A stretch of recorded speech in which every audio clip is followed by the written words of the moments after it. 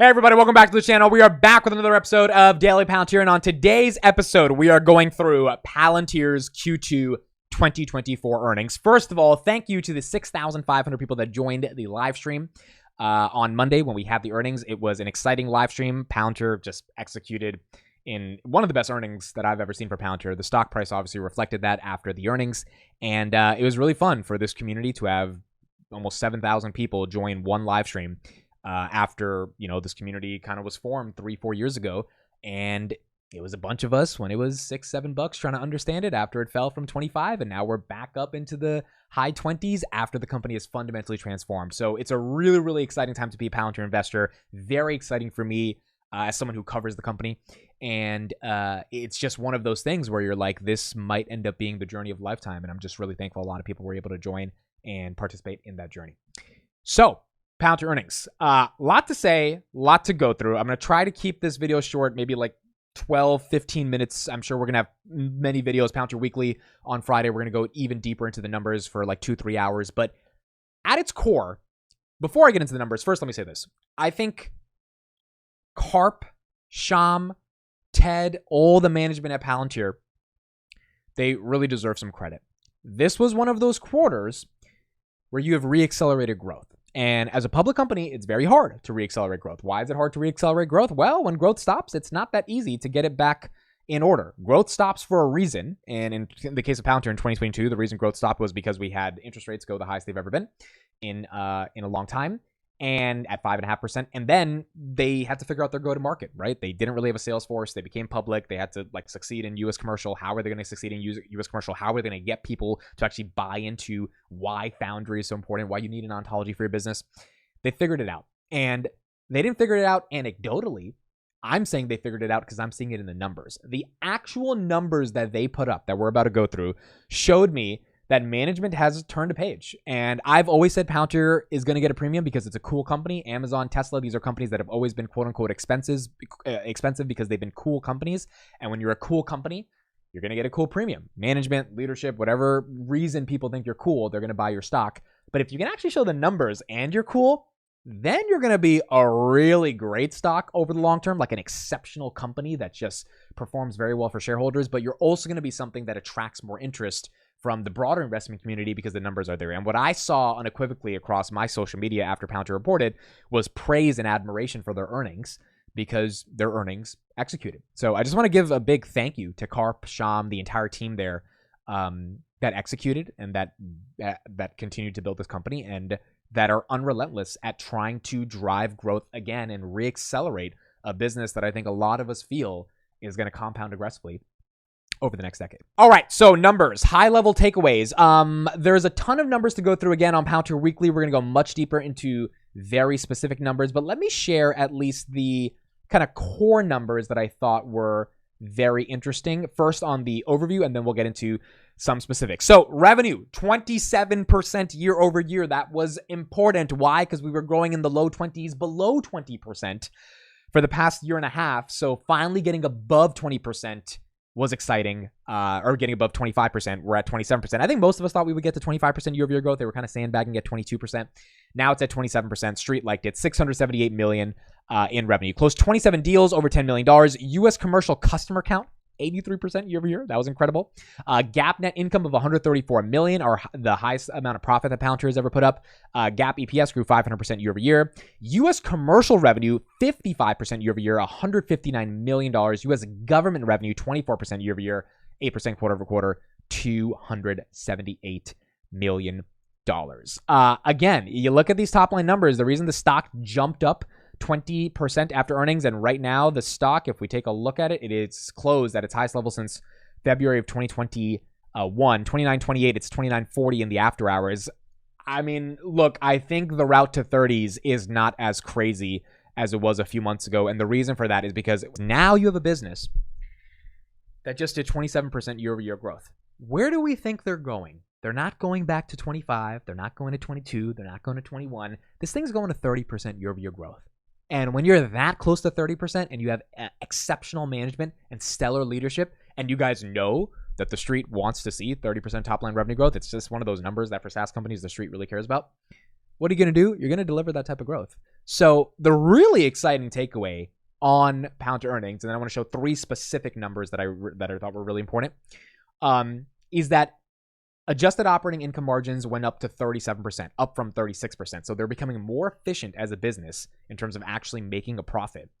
That number is going to get close to 40%, I believe, in a year.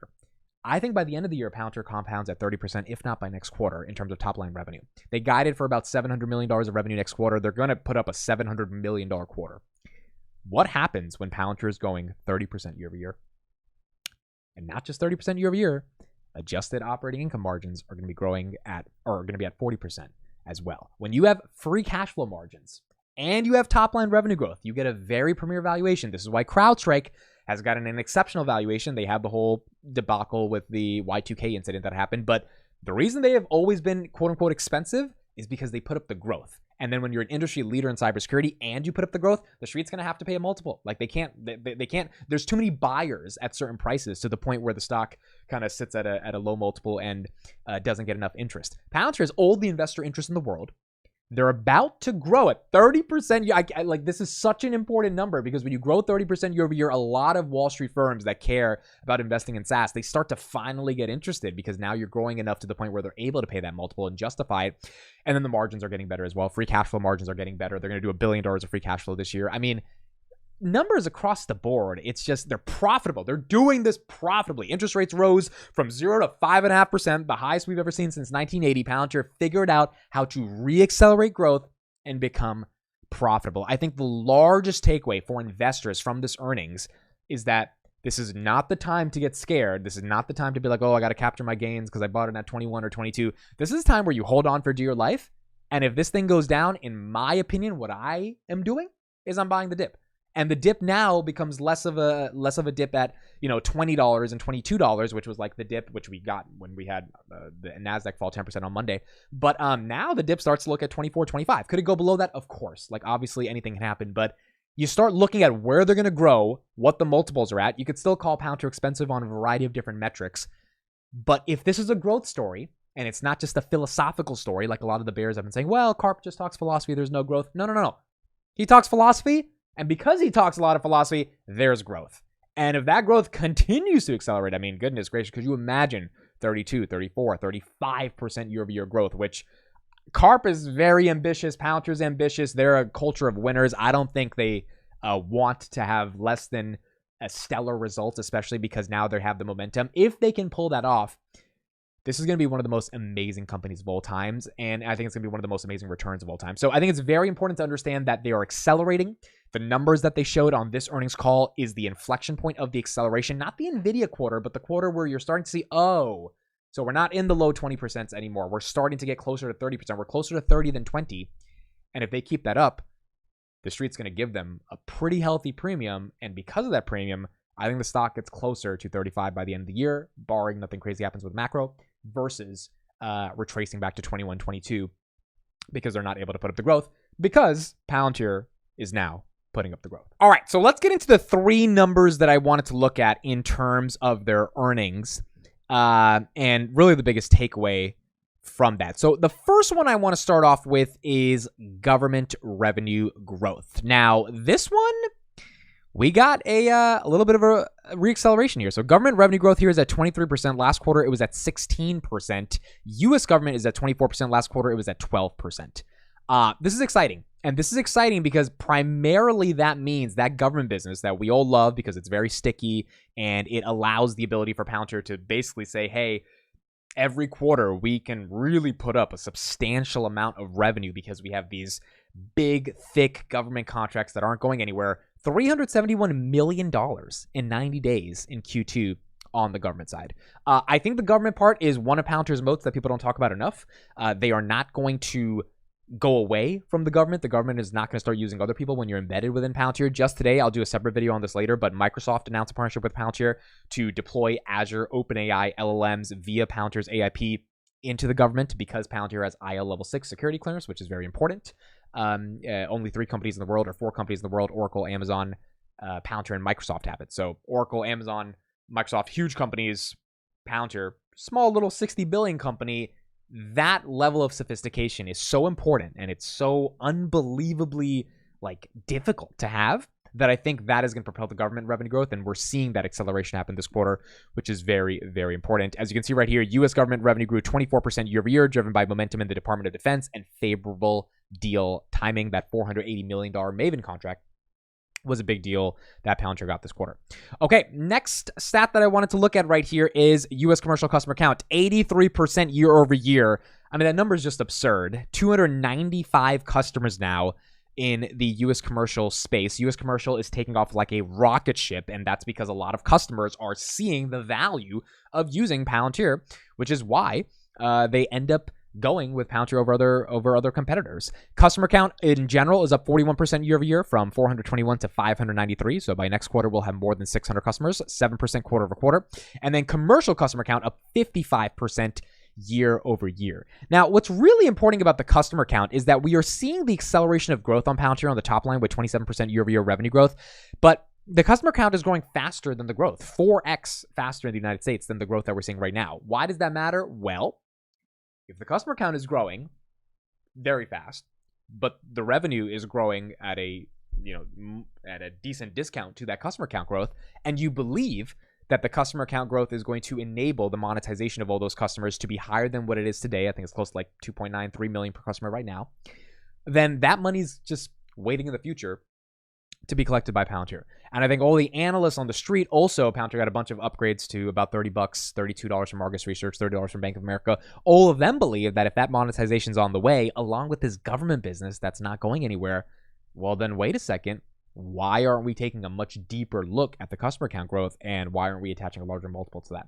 Now, don't get me wrong, Palantir does trade at a decent multiple, but I think more and more people are going to get excited for that government growth, because if that government growth continues to grow, or that customer count continues to grow along with that government growth, we're just going to see more momentum at the end of the day. And analysts are going to have no choice but to think of how to value the company much more like a pure play AI SaaS company that's growing, like not just storytelling, but really growing, has the numbers to back it up, and we'll be able to monetize all of that growth. Last number I want to look at is $4 billion in cash. Now, this number would be $4.1 billion. Why isn't it $4.1 billion? They spent $27 million on buying back 1.2 million shares at about $22.50. So Palantir bought back 1 million shares. They apparently believe they were undervalued at $22.50. And I thought it was an effective use of the buyback, but also it signals to the company, hey, we have no debt. We have $4 billion in cash. That's a very good position to be in given the macro environment we're in. And we're buying back our own shares. So for everyone who's been crying about when are they going to do the buybacks, when are we going to get the buybacks, when are we going to get the dividends. First of all, we're not going to get dividend because you're getting capital share appreciation, which is much better than a dividend.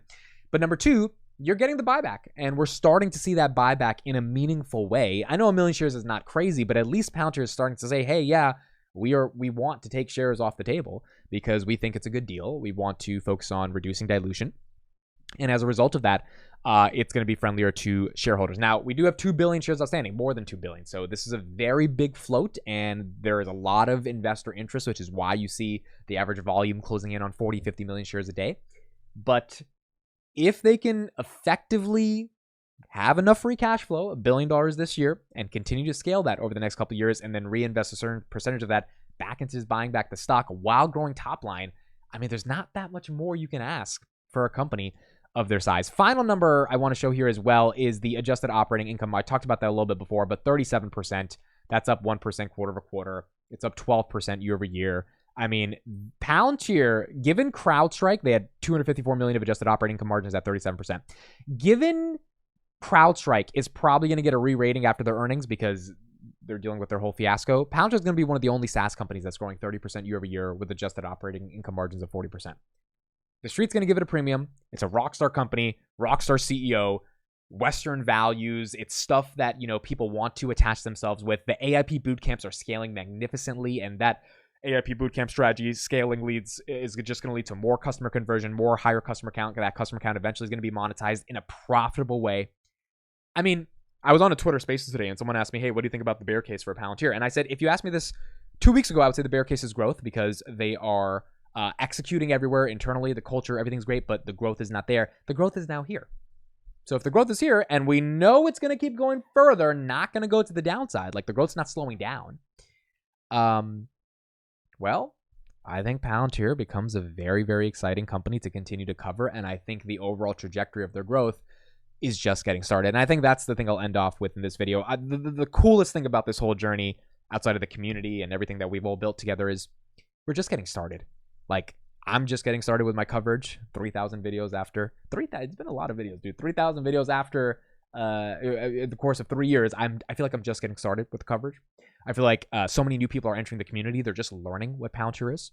And I also feel that the company feels they're genuinely just getting started. There's a company that they think they're going to do tens of billions of dollars of revenue at one point. And eventually over the next decade, and they're going to scale and try to become one of the most important software companies on the planet. And it's going to be an amazing journey and a story to cover. So incredible earnings, Q2 2024. Now we wait for Q3. Thank you everybody for listening and watching. Hope you guys are enjoying it. Hope you guys are enjoying the coverage. Hopefully you guys are enjoying the stock that you bought at a much cheaper price than it's at right now. And hope you continue to be long Palantir and continue to care about this story for a long time, because I think the company is going to keep executing for a long time. Thank you, everybody. I'll see you in the next one.